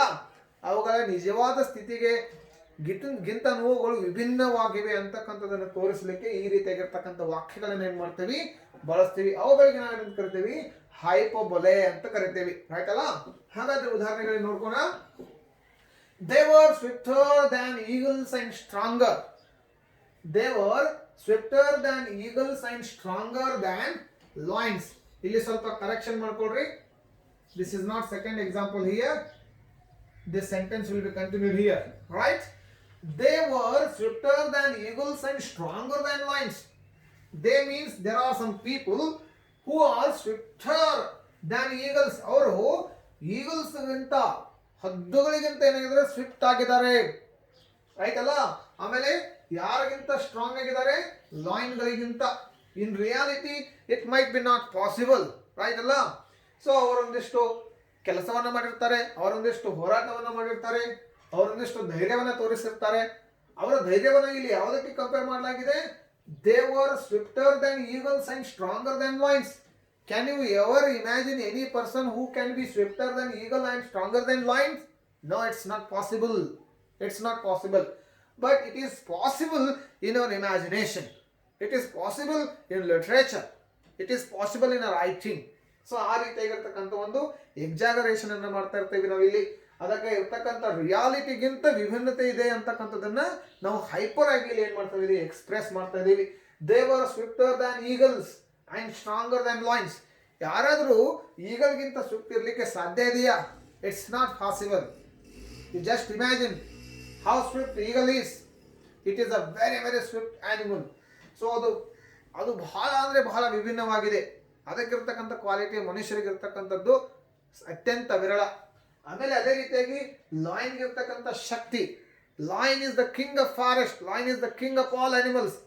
ಎಲ್ಲ ಪ್ರಾಣಿಗಳಿಗೆ ರಾಜ ಯಾರೋ ಸಿಂಹ. ಆ ಸಿಂಹಕ್ಕಿರ್ತಕ್ಕಂಥ ಶಕ್ತಿ ಯಾವತ್ತಾದ್ರೂ ನಮ್ಗೆ ಇರ್ತದೆಯಾ? ಇಲ್ಲ. ಬಟ್ ಇಲ್ಲಿ ಅದನ್ನ ಎಕ್ಸಾಗ್ರೇಟ್ ಮಾಡಿ ನಾವೇನ್ ಮಾಡಲಾಗಿದೆ, ಹೇಳಲಾಗಿದೆ.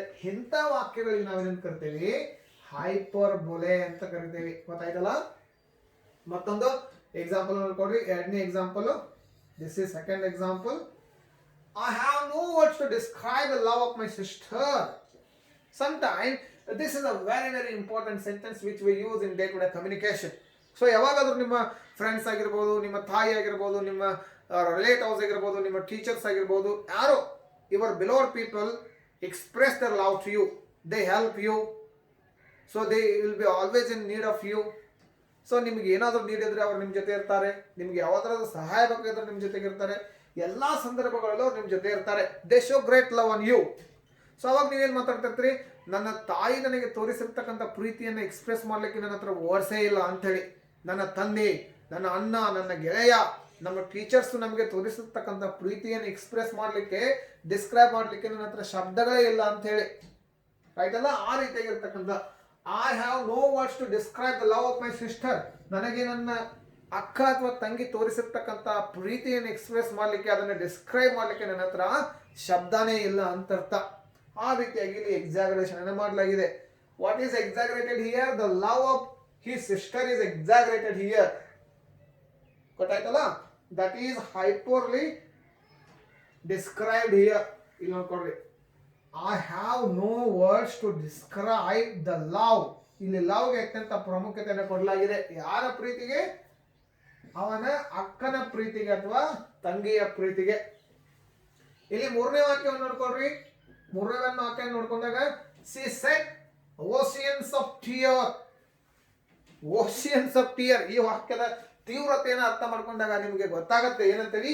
C said oceans of tears ಅಂತಂದ್ರೆ ಸಮುದ್ರದಷ್ಟು, ಸಾಗರದಷ್ಟು ಕಣ್ಣೀರನ್ನ ಸುರಿಸಿದಳು ಅಂತರ್ಥ. Is it possible in reality? It's never possible. ಸಮುದ್ರದಷ್ಟು, ಸಾಗರದಷ್ಟು ಕಣ್ಣೀರನ್ನ ಸುರಿಸಿದಳು ಅಂತರ್ಥ.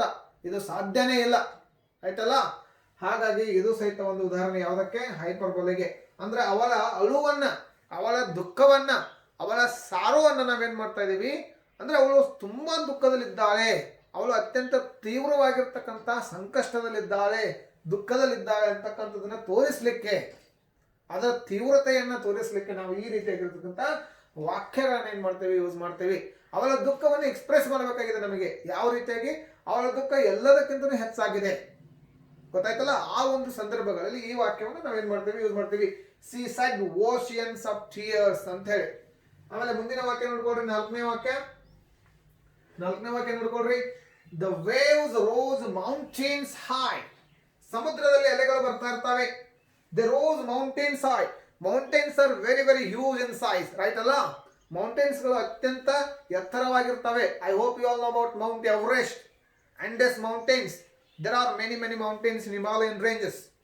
ಸೊ ಮೌಂಟೇನ್ಸ್ ಗಳು ತುಂಬಾ ಎತ್ತರವಾಗಿರ್ತವೆ. ರೈಟ್ ಅಲ್ಲ? ಇಲ್ಲಿ ನಾವು ವೇವ್ಸ್ ಗಳಿಗೆ ಮೌಂಟೇನ್ಸ್ ಗಳ ಹೈಟ್ ಅನ್ನ ಕೊಟ್ಟಿದ್ದೇವೆ. ಸೊ ಇಲ್ಲೇನಿದೆ? The waves rose mountains high ಅಂತಂದ್ರೆ ಪರ್ವತಗಳ ತರಹ ಸಮುದ್ರದ ಅಲೆಗಳು ಬರ್ತಾ ಇದ್ವು ಅಂತರ್ಥ. ಆ ರೀತಿಯಾಗಿರ್ತಕ್ಕಂಥ ಎತ್ತರವನ್ನು ಹೊಂದಿದ್ವು ಅಂತರ್ಥ. Some time it is not possible. So here also that is exaggerated. ಇಲ್ಲಿ ನೋಡ್ಕೊಳ್ರಿ, ಐದನೇ ವಾಕ್ಯ ನೋಡ್ಕೊಳ್ರಿ.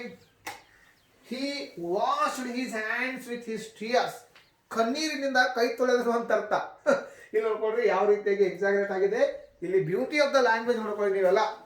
ನೋಡ್ರಿ ಇಲ್ಲಿ, he washed his hands with tears, ಕಣ್ಣೀರಿನಿಂದ ಅವನು ತನ್ನ ಕೈಯನ್ನು ತೆಗೆದುಕೊಂಡನು ಅಂತ ಅರ್ಥ. ಇದು ಸಾಧ್ಯ ಇದೆಯಾ? ಕಣ್ಣೀರಿನಿಂದ ಯಾವಾಗಾದ್ರೂ ನಾವು ಕೈಗಳನ್ನ ತೊಳೆದುಕೊಳ್ಳಲಿಕ್ಕೆ ಸಾಧ್ಯ ಇದೆಯಾ? So then you should shed litres and litres of tears. You should shed from your eyes. ನೀವು ನಿಮ್ಮ ಕಣ್ಣಿನಿಂದ ಲೀಟರ್ ಗಟ್ಟಲೆ ಏನ್ ಮಾಡಬೇಕಾಗ್ತದೆ? ಕಣ್ಣೀರನ್ನು ಸುರಿಸಬೇಕು. ಆವಾಗ ಮಾತ್ರ ನೀವು ಕೈಗಳನ್ನು ತೊಳೆದುಕೊಳ್ಳಿಕ್ಕೆ ಸಾಧ್ಯ ಆಗ್ತಾ ಇದೆ. ಆದ್ರೆ ಅದು ಸಾಧ್ಯ ಇಲ್ಲ ರಿಯಾಲಿಟಿಯಲ್ಲಿ. ಬಟ್ ಇಲ್ಲೇನಾಗಿದೆ? This is what we call as the beauty of language.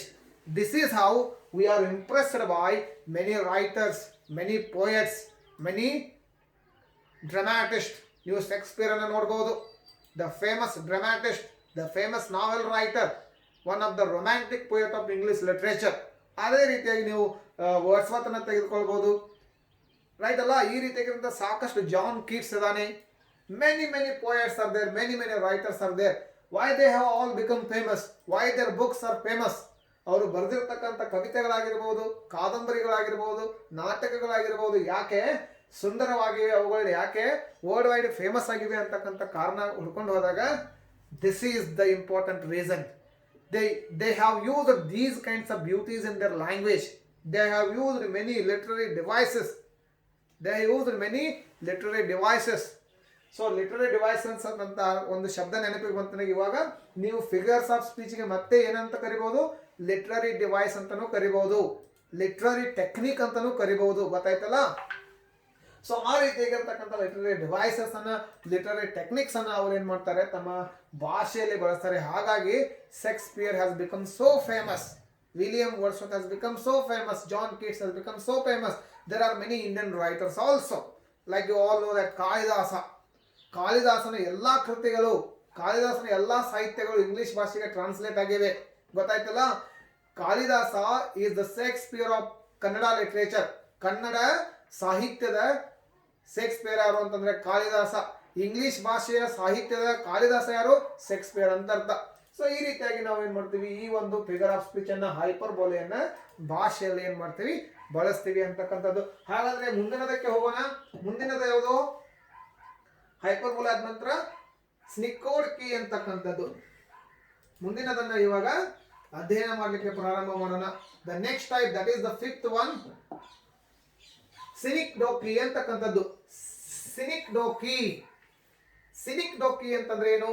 A figure of speech which is used to express a part of the whole or the whole for the part is called synecdoche ಅಂತಂದ್ರೆ.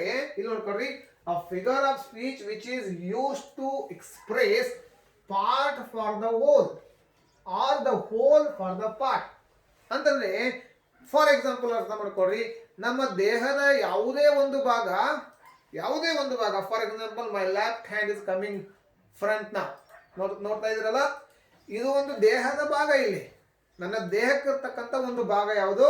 My left hand. So ಈ left hand ಯಾವಾಗ ಇಡೀ ಭಾಗವನ್ನ ಏನ್ ಮಾಡ್ತದೆ? Indicate ಮಾಡ್ತದೆ. My left hand represent my whole body. ಗೊತ್ತಾಯ್ತಲ್ಲ? ಆ ರೀತಿಯಾಗಿ. ಅಥವಾ ಯಾವುದೇ ಒಂದು ಇಡೀ ದೇಹದ ಪಾರ್ಟನೇ ಒಂದು, ಇಡೀ ದೇಹನೇ ಒಂದು ಪಾರ್ಟ್ ಅನ್ನ ರಿಪ್ರೆಸೆಂಟ್ ಮಾಡ್ತಾ ಇದ್ರೆ, ಗೊತ್ತಾಯ್ತಲ್ಲ? ರೈಟಾ? ನೀವು ಅರ್ಥ ಮಾಡ್ಕೊಳ್ತಾ ಇದ್ರೆ ಅನ್ಕೊಂತೀನಿ ನಾನು. It's very very simple. Don't get into confusion by reading this definition. Let me make you understand very easily. So ಇಲ್ಲಿ ನನ್ನ ಕೈ ಇದೆ. This is a part of my body. My left hand is my part of body, right? ಇದು ನನ್ನ ದೇಹದ ಒಂದು ಭಾಗ. ಈ ಲೆಫ್ಟ್ ಹ್ಯಾಂಡ್ ಯಾವಾಗ ಇಡೀ ದೇಹವನ್ನ ರಿಪ್ರೆಸೆಂಟ್ ಮಾಡ್ತದೆ, ಅಥವಾ ಇಡೀ ದೇಹ ಈ ಲೆಫ್ಟ್ ಹ್ಯಾಂಡ್ ಅನ್ನ ರಿಪ್ರೆಸೆಂಟ್ ಮಾಡ್ತದೆ. ಸೊ ಈ ರೀತಿಯಾಗಿರ್ತಕ್ಕಂಥ ರಿಪ್ರೆಸೆಂಟೇಷನ್ ಅನ್ನು ಕೊಡ್ಲಿಕ್ಕೆ ನಾವೇನ್ ಮಾಡ್ತೀವಿ? ಕೆಲವೊಂದಿಷ್ಟು ವಾಕ್ಯಗಳನ್ನ ಏನ್ ಮಾಡ್ತೀವಿ? ಭಾಷೆಯಲ್ಲಿ ಬಳಸ್ತೀವಿ. ಅದು ಇಂಗ್ಲಿಷ್ ಭಾಷೆಯಲ್ಲಿ ಬಳಸ್ತೀವಿ. ಆ ಒಂದು ಫಿಗರ್ ಆಫ್ ಸ್ಪೀಚ್ಗೆ ಏನಂತ ಕರಿತೀವಿ? ಸಿನಿಕ್ಡೋಕಿ ಅಂತ ಕರಿತೀವಿ. A figure of speech which is used to express a part for the whole or the whole for the part is called synecdoche. Let us take the examples so that you can understand here. India won the cricket match against West Indies. ಇಲ್ಲಿ ನೋಡ್ರಿ, India won the cricket match against West Indies. India, ಇಲ್ಲಿ India ಅಂತ ಬಂದಾಗ ಯಾರಾಗುತ್ತೆ? ಕೇವಲ 11 players ಅದರ, ಅವರಷ್ಟೇ ಅಲ್ಲ Indians ಇಲ್ಲಿ. ಗೊತ್ತಾಯ್ತಲ್ಲ? India won the cricket match against West Indies. West Indies ಅಂತಂದ್ರೆ ಏನಿಲ್ಲಿ ಕೇವಲ 11 ಪ್ಲೇಯರ್ಸ್ ಮಾತ್ರ ಅಲ್ಲ, ಕೇವಲ ಸಪೋರ್ಟ್ ಸ್ಟಾಫ್ ಅಷ್ಟೇ ಅಲ್ಲ, ಕೇವಲ ಮ್ಯಾನೇಜ್ಮೆಂಟ್ ಸ್ಟಾಫ್ ಅಷ್ಟೇ ಅಲ್ಲ. ವೆಸ್ಟ್ ಇಂಡೀಸ್ ಅಂತಂದ್ರೆ this represents all the West Indians, right ಅಲ್ಲ. ಇಲ್ಲಿ ಇಂಡಿಯಾ ಅಂತ ಬಂದಾಗ this represents all the Indians. There you also came, I also came, and our friends also came. All the Indians come here. India won the match ಅಂದ್ರೆ ಭಾರತವನ್ನ represent ಮಾಡ್ತದೆ ಈ ಶಬ್ದ ಇಲ್ಲಿ. India won the cricket match against West Indies. ಈ India ಅಂತಕ್ಕಂಥ ಒಂದೇ ಒಂದು ಶಬ್ದ ಇಡೀ ಭಾರತೀಯರನ್ನ, ಇಡೀ ಭಾರತ ದೇಶವನ್ನ, it represents the whole country. ಗೊತ್ತಾಯ್ತಲ್ಲ, ಇಲ್ಲಿ ಬಂದಾಗ ನೋಡ್ರಿ whole part or the part, ಗೊತ್ತಾಯ್ತಲ್ಲ. ಈ ರೀತಿಯಾಗಿ India won the cricket match against West Indies ಅಂದ್ರೆ ಭಾರತ ಒಂದು ಸಿಂಪಲ್ ಆಗಿರ್ತಕ್ಕಂಥ ಶಬ್ದ ಇಡೀ ದೇಶವನ್ನ ರಿಪ್ರೆಸೆಂಟ್ ಮಾಡ್ತದೆ. ಅಂತಂದ್ರೆ ಇಂಡಿಯಾ ಅಂತಂದ್ರೆ ಇಲ್ಲಿ that is the team of 11 players ಅಂತ ಅರ್ಥ. ಇಲ್ಲಿ 11 ಪ್ಲೇಯರ್ಸ್ ಟೀಮ್ ಇದೆ, ಅದಕ್ಕೆ ಇಂಡಿಯಾ ಅಂತ ಕರಿತೇವೆ ನಾವು. ಸೊ ಇಲ್ಲಿ ಕೇವಲ 11 ವ್ಯಕ್ತಿಗಳು ಮಾತ್ರ ಅಲ್ಲ, ಎಲ್ಲ ಇಂಡಿಯಾನ, ಇಡೀ ನಮ್ಮ ಭಾರತ ದೇಶನ ಏನ್ ಮಾಡಿತ್ತು ಅಂತಂದ್ರೆ ವೆಸ್ಟ್ ಇಂಡೀಸ್ ದೇಶವನ್ನ ಸೋಲಿಸ್ತು ಅಂತ ಅರ್ಥ, ಗೆದ್ದಿತ್ತು ಅಂತ ಅರ್ಥ. ಇಲ್ಲಿ 2 ಎಕ್ಸಾಂಪಲ್ ನೋಡ್ಕೊಳ್ರಿ. All hands are working hard. All hands are working hard. All hands ಅಂದ್ರೆ ಇಲ್ಲಿ ನೋಡ್ಕೊಳ್ರಿ, the whole for the part. ಯಾವುದೇ ಒಂದು ಪಾರ್ಟ್ಗೆ ಇಡೀ ಹೋಲ್ ಅನ್ನ ನಾವೇನ್ ಮಾಡ್ತಾ ಇದೀವಿ, ಇಂಡಿಕೇಟ್ ಮಾಡ್ತಾ ಇದೀವಿ. All hands are working hard. For example, there are group of people sitting in the room who are all working. So ಎಲ್ಲಾ ವ್ಯಕ್ತಿಗಳ ಹೆಸರುಗಳನ್ನು ತಗೊಳ್ಳಿಕ್ಕೆ ಸಾಧ್ಯ ಇಲ್ಲ ನಮಗಿಲ್ಲಿ, ರೈಟ್ ಅಲ್ಲ. ಒಂದು ಕಂಪ್ಯೂಟರ್ ಹಾಲ್ ಇದೆ, ಅಲ್ಲಿ ಒಂದು 100 ಜನ ಕಂಪ್ಯೂಟರ್ ಮೇಲೆ ಕುಂತ್ಕೊಂಡು ವರ್ಕ್ ಮಾಡ್ತಾ ಇದ್ದಾರೆ. ಸೊ ನಾವು ಒಬ್ಬೊಬ್ಬರ ಹೆಸರನ್ನ ತೆಗೆದುಕೊಂಡು ಮಾತನಾಡಲಿಕ್ಕೆ ಸಾಧ್ಯ ಇಲ್ಲ.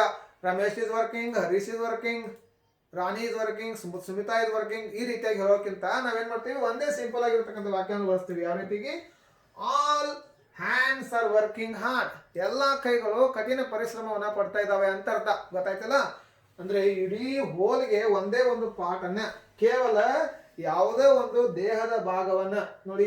ಆಲ್ ಹ್ಯಾಂಡ್ಸ್ ಅಂದ್ರೆ ಅವರ ಎಲ್ಲಾ ದೇಹದ ಕೈಗಳನ್ನ ನಾವು ಏನ್ ಮಾಡ್ಕೊಂಡಿದ್ದೀವಿ, ಪಾರ್ಟ್ ಆಗಿ ಇಟ್ಕೊಂಡು ಅವರ ವರ್ಕ್ ಅನ್ನ ಏನ್ ಮಾಡ್ತಾ ಇದೀವಿ, ಇಲ್ಲಿ ರಿಪ್ರೆಸೆಂಟ್ ಮಾಡ್ತಾ ಇದೀವಿ, ರೈಟ್ ಅಲ್ಲ. I hope you are getting this point. So I try to make you understand how much easily is possible for me. ನಾ ಎಷ್ಟು ಸರಳವಾಗಿ ನಿಮಗೆ ಅದನ್ನ ಅರ್ಥ ಮಾಡಿಸ್ಲಿಕ್ಕೆ ಸಾಧ್ಯ ಇದೆ ಅಷ್ಟು ಸರಳವಾಗಿ ಅರ್ಥ ಮಾಡ್ಲಿಕ್ಕೆ ಪ್ರಯತ್ನ ಪಡ್ತೀನಿ. ಈ 2 ಎಕ್ಸಾಂಪಲ್ಸ್ಗಳಲ್ಲಿ ನೀವು ಅರ್ಥ ಮಾಡ್ಕೊಂಡಿದ್ದೀರಿ ಅಂತ ಅನ್ಕೊಂಡಿದ್ದೀನಿ ನಾನು. ಇಲ್ಲಿ ಏನ್ ಮಾಡ್ತಿದೆ, ಒಂದೇ ಒಂದು ದೇಹದ ಭಾಗ ಇಡೀ ಪಾರ್ಟ್ ಅನ್ನ ಏನ್ ಮಾಡ್ತಾ ಇದೆ, ರಿಪ್ರೆಸೆಂಟ್ ಮಾಡ್ತಾ ಇದೆ. ಇಲ್ಲಿ ದೇಹದ ಒಂದು ಭಾಗ ಇಡೀ ಹೋಲ್ ಪಾರ್ಟ್ ಅನ್ನ ಏನ್ ಮಾಡ್ತಾ ಇದೆ, ಇಂಡಿಕೇಟ್ ಮಾಡ್ತಾ ಇದೆ. ಅದಕ್ಕೆ ಕೊಟ್ಟಿರ್ತಕ್ಕಂಥ ಉದಾಹರಣೆ is enough for you, I hope. Go to the third example. India welcomed America president. India welcomed American president. ಇಲ್ಲಿ ನೋಡ್ರಿ, ಇಂಡಿಯಾ ಅಂತಂದ್ರೆ ಕೇವಲ ನರೇಂದ್ರ ಮೋದಿ ಮಾತ್ರ ವೆಲ್ಕಮ್ ಮಾಡಲಿಲ್ಲ. ಇಲ್ಲಿ Narendra Modi represents all Indians. And India welcomed American president ಅಂದ್ರೆ ಕೇವಲ ಅಮೆರಿಕನ್ ಪ್ರೆಸಿಡೆಂಟ್ ಅಷ್ಟೇ ಅಲ್ಲ, ನಾವು ಇಡೀ ಅಮೆರಿಕವನ್ನೇ ವೆಲ್ಕಮ್ ಮಾಡ್ಕೊಂಡಿವಿ ಅಂತ ಅರ್ಥ ಇಲ್ಲಿ. Because American president represents America. India welcome ಅಂತಂದ್ರೆ ಇಲ್ಲಿ ಇಂಡಿಯಾ ಅಂತಂದ್ರೆ ಇಲ್ಲಿ ಇಂಡಿಯಾ ಅಂತಂದ್ರೆ ಇಡೀ ಭಾರತ ದೇಶ. ಇಂಡಿಯಾ ರಿಪ್ರೆಸೆಂಟ್ ಆಗಿ ಯಾರೋ ಒಬ್ರು ಅಮೆರಿಕನ್ ಪ್ರೆಸಿಡೆಂಟ್ ಅನ್ನ ವೆಲ್ಕಮ್ ಮಾಡ್ಕೊಂಡ್ರು. Last time Obama had come to our country, then Donald Trump had come to our country. In both the time Narendra Modi, who represented India, welcomed them. So that it means India welcomed American president ಅಂತ ಅರ್ಥ. ಈಗ ನೋಡ್ಕೊಂಡ್ರಿ, he has many mouths to feed. He has many mouths to feed ಆಗಬೇಕಿಲ್ಲಿ. ಇಲ್ಲಿ ಒಂದು to ಅಂತಕ್ಕಂಥ ಒಂದು preposition ಅನ್ನು ಬರ್ಕೊಳ್ಳಿ. He has many mouths to feed. So there will be only one single person working in the home, but he has to feed many mouths in the house. Not mouse, mouths. ಗೊತ್ತಾಯ್ತಲ್ಲ. ಇಲ್ಲಿ ನೋಡ್ಕೊಳ್ರಿ, ಅಂತಂದ್ರೆ ಕೇವಲ ಒಬ್ಬನೇ ದುಡಿಯುವ ವ್ಯಕ್ತಿ ಇದ್ದಾನೆ, ಆದ್ರೆ ಅವನ ತಿನ್ನುವಂತಹ ವ್ಯಕ್ತಿಗಳು ಬಹಳ ಇದ್ದಾರೆ ಅಂತ ಅರ್ಥ. ದುಡಿಯುವ ಕೈ 1, ತಿನ್ನುವ ಕೈಗಳು 10 ಅಂತ ಅರ್ಥ. ಈ ರೀತಿಯಾಗಿರ್ತಕ್ಕಂಥ ವಾಕ್ಯಗಳನ್ನು ನಾವು ಕನ್ನಡ ಭಾಷೆಯಲ್ಲೂ ಸಹಿತ ಬಳಸ್ತೀವಲ್ಲ, ಆ ರೀತಿಯಾಗಿರ್ತಕ್ಕಂಥ ಒಂದು ಉದಾಹರಣೆ ಇದು. ಕನ್ನಡದಲ್ಲಿ ಸ್ನೀಕ್ ಕೊಡುಗೆ ಅಂತಕ್ಕಂಥ ಒಂದು ಅಲಂಕಾರವನ್ನು ನಾವು ನೋಡೋದಿಲ್ಲ, ಆದ್ರೆ ಆ ರೀತಿಯಾಗಿರ್ತಕ್ಕಂಥ ವಾಕ್ಯಗಳನ್ನು ನಾವು ಏನ್ ಮಾಡ್ತೀವಿ, ಬಳಸ್ತೀವಿ, ಆಯ್ತಲ್ಲ. ಆ ರೀತಿಯಾಗಿರ್ತಕ್ಕಂಥ ಎಕ್ಸಾಂಪಲ್ ಇದು. He has many mouths to feed ಅಂತಂದ್ರೆ ಅವನಿಗೆ ಸಾಕಷ್ಟು ಬಾಯಿಗಳಿದಾವೆ ತುಂಬಿಸಲಿಕ್ಕೆ, ಉಣಬಡಿಸಲಿಕ್ಕೆ ಅಂತ ಅರ್ಥ. ಇಲ್ಲಿ ನೋಡ್ಕೊಡ್ರಿ ಫಿಫ್ತ್ ಎಕ್ಸಾಂಪಲ್ ನೋಡ್ಕೊಡ್ರಿ sweet little red feet why should you die sweet little red feet why should you die sweet little red feet ಅಂತಂದ್ರೆ ಸಿಹಿಯಾಗಿರ್ತಕ್ಕಂಥ ಚಿಕ್ಕದಾಗಿರ್ತಕ್ಕಂಥ ಕೆಂಪಾದ ಪಾದ ವೈ ಶುಡ್ ಯು ಡೈ ನೀನು ಯಾಕೆ ಸಾಯುತ್ತೀಯ ಅಂತ ಅರ್ಥ. ಇಲ್ಲಿ ಯಾವುದೋ ಒಂದು ಜೀವಕ್ಕೆ ಯಾವುದೋ ಒಂದು ಜೀವದ ಒಂದು ಭಾಗವನ್ನ ಯಾವ ಭಾಗವನ್ನ ಸ್ವೀಟ್ ಆಗಿರ್ತಕ್ಕಂಥ ಚಿಕ್ಕದಾಗಿರ್ತಕ್ಕಂಥ ಕೆಂಪಾಗಿರ್ತಕ್ಕಂಥ ಪಾದ ವೈ ಶುಡ್ ಯು ಡೈ. ಕೇವಲ ಪಾದ ಸಾಯೋದಿಲ್ಲ, ಇಲ್ಲಿ ಕೇವಲ ಪಾದ ಸಾಯೋದಿಲ್ಲ, ಇಡೀ ಜೀವವೇ ಸಾಯ್ತಾ ಇದೆ. ಅದು ಯಾಕೆ ಸಾಯ್ತಾ ಇದೆ ಅಂತಕ್ಕಂಥ ಪ್ರಶ್ನೆನ ಈ ಒಂದು ವಾಕ್ಯ ಕೇಳ್ತಾ ಇದೆ. ಆದ್ರೆ ಇಲ್ಲಿ ಆ ಒಂದು ಚಿಕ್ಕ ಜೀವದ ಭಾಗವನ್ನು ನಾವು ಇಡೀ ಆ ಜೀವಕ್ಕೆ ಏನ್ ಮಾಡ್ತಾ ಇದೀವಿ, ಹೋಲಿಸ್ತಾ ಇದ್ದೀವಿ. In this way we use synecdoche. ಗೊತ್ತಾಯ್ತಲ್ಲ, synecdoche, a figure of speech which is used to express a part for the whole or the whole for the part is called synecdoche. Right ಅಲ್ಲ, ಈ ರೀತಿಯಾಗಿರ್ತಕ್ಕಂಥ example ಗಳನ್ನ ನಾವು ಭಾಷೆಯಲ್ಲಿ ಬಳಸ್ತೀವಿ. Right ಅಲ್ಲ, this is all about ಸಿನಿಕೋಡ್ಕಿ. ಈಗ ಮುಂದಿನದಾಗಿ 6ನೇ ಒಂದು ಪ್ರಕಾರವನ್ನ ಅಧ್ಯಯನ ಮಾಡಲಿಕ್ಕೆ ಪ್ರಾರಂಭ ಮಾಡೋಣ. ಹಾಗಾದ್ರೆ 6ನೇ ಪ್ರಕಾರ ಯಾವುದು? 6ನೇ ಪ್ರಕಾರ ನೋಡ್ಕೊಂಡಾಗ ಗೊತ್ತಾಗತ್ತೆ, there are 12 different kinds of figures of speech which you are going to discuss through this session. ಇವತ್ತಿನ ಒಂದು ಸಂಚಿಕೆಯಲ್ಲಿ ನಾವೇನು ಮಾಡೋಣ, 6ನೇದೊಂದು ಡಿಸ್ಕಸ್ ಮಾಡೋಣ, ಅಲಿಟ್ರೇಷನ್ ಅಂತಕ್ಕಂಥದ್ದು. Which one is the next? Alliteration. ಹಾಗಾದ್ರೆ ಅಲಿಟ್ರೇಷನ್ ಅಂತಂದ್ರೆ ಏನು ಅಂತಕ್ಕಂಥದ್ದನ್ನ ಸ್ಟಡಿ ಮಾಡೋಣ. Alliteration, the words begin with the beginning of 2 or more words.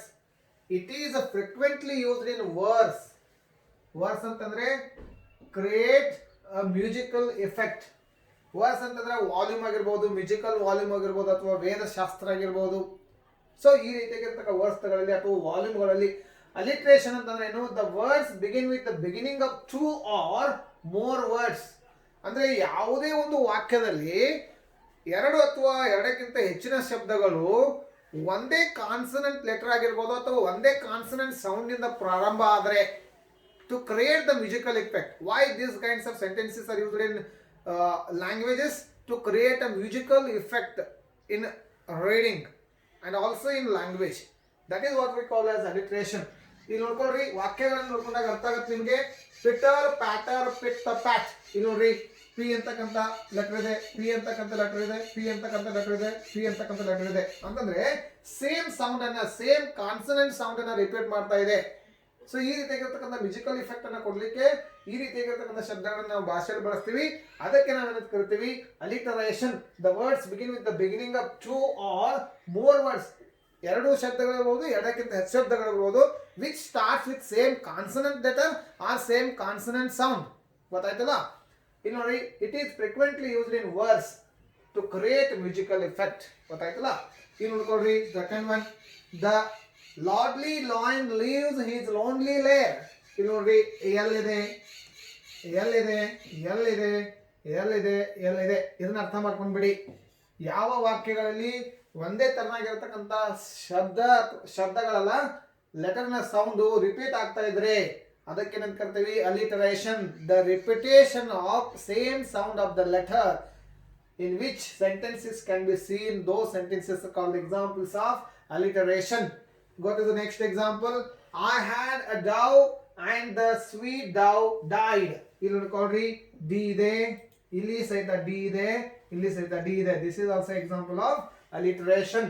ಆಮೇಲೆ 4ನೇ ಎಕ್ಸಾಂಪಲ್ ನೋಡ್ಕೊಳ್ರಿ, dealing, destruction, devastating, doom. D D D D. This is very simple to understand. ನೀವು ಯಾವುದೇ ಎಕ್ಸಾಂಪಲ್ಗಳನ್ನು ತೆಗೆದುಕೊಂಡಾಗ ಈ ರೀತಿಯಾಗಿರ್ತಕ್ಕಂಥ ವಿಭಿನ್ನತೆ ಆ ವಾಕ್ಯದಲ್ಲಿ ಕಾಣಿತ ಅಂತಂದ್ರೆ ಅದಕ್ಕೆ ಏನಂತ ಕರಿತೀವಿ? ಅಲಿಟ್ರೇಷನ್ ಅಂತ ಕರಿತೀವಿ. ಗೊತ್ತಾಯ್ತಲ್ಲ? ಆಮೇಲೆ ನೋಡ್ಕೊಡ್ರಿ, this is also can be called as repetition of same sound. ಅದೇ ರೀತಿ ಇರ್ತಕ್ಕಂಥ ಸೌಂಡ್ ರಿಪೀಟ್ ಆಗ್ತಾ ಇದ್ರೆ ಅದಕ್ಕೆ ಸಹಿತ ನಾವು ಕರಿತೀವಿ ಅಲಿಟ್ರೇಷನ್ ಅಂತೇಳಿ. ಲಾಸ್ಟ್ ಉದಾಹರಣೆ ನೋಡ್ಕೊಡ್ರಿ, how high his honour holds his naughty head. ಇಲ್ಲಿ ನೋಡ್ಕೊಡ್ರಿ, ಹೆಚ್ಚಿದೆ, ಇಲ್ಲಿ ಸಹಿತ ಹೆಚ್ಚಿದೆ. ಗೊತ್ತಾಯ್ತಲ್ಲ? ವೆರಿ ಈಸಿಯಾಗಿ ನೀವು ಈ ಎಕ್ಸಾಂಪಲ್ಸ್ ಗಳನ್ನ ಅಂಡರ್ಸ್ಟ್ಯಾಂಡ್ ಮಾಡ್ಕೊಳ್ಬಹುದು. ಯಾವ ವಾಕ್ಯಗಳಲ್ಲಿ the same sound is repeated more oftenly or frequently in sentences, that is what we call as alliteration or repetition. ಗೊತ್ತಾಯ್ತಲ್ಲ? ಸೊ ಇದು ಆರನೇ ಒಂದು ಪ್ರಕಾರ ಫಿಗರ್ ಆಫ್ ಸ್ಪೀಚ್ ನಲ್ಲಿ ಇರ್ತಕ್ಕಂಥದ್ದು. So this is all about figures of speech in first part. This is first part of figure of speech. ಇನ್ನು ಮುಂದಿನ part ನಲ್ಲಿ ನಾವು ಇನ್ನು ಉಳಿದಿರ್ತಕ್ಕಂಥ ಮತ್ತೆ 6 ಪ್ರಕಾರದ ಫಿಗರ್ಸ್ ಆಫ್ ಸ್ಪೀಚ್ ಗಳನ್ನ ಅಲಂಕಾರಗಳನ್ನ ಅಧ್ಯಯನ ಮಾಡೋಣ. Today this is all about figures of speech, about 6 different kinds. Till my next class, take care, goodbye, Jai Hind.